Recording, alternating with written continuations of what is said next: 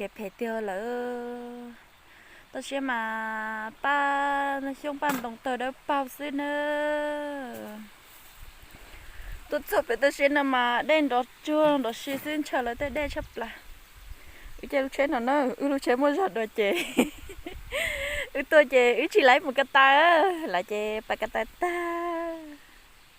cái thứ ta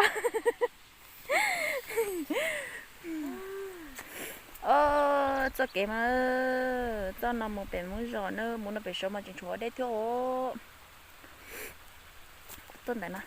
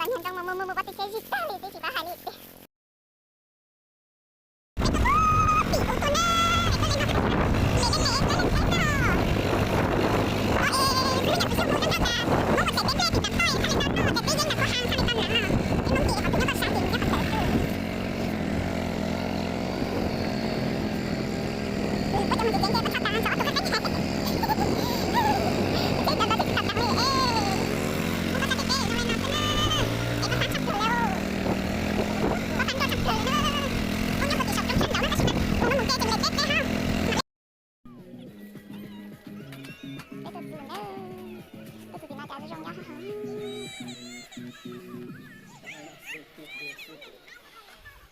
Cái mình học qua lại nè.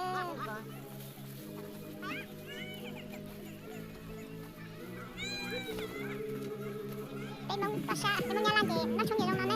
Nó không gì bán chữ tàu ôn cho nên nó nè.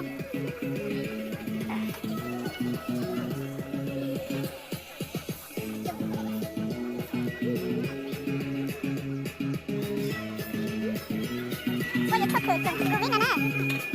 Thật sự Covid. Anh ấy là muốn chém á. Muốn chém á. Em đặt cùng cái mông có sa chị nha nè đây. Đây là nó đây.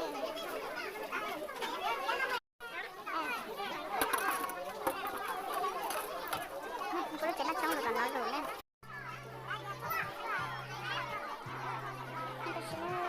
Lấy ba chơi là chỉ để hiện bọn non nữa.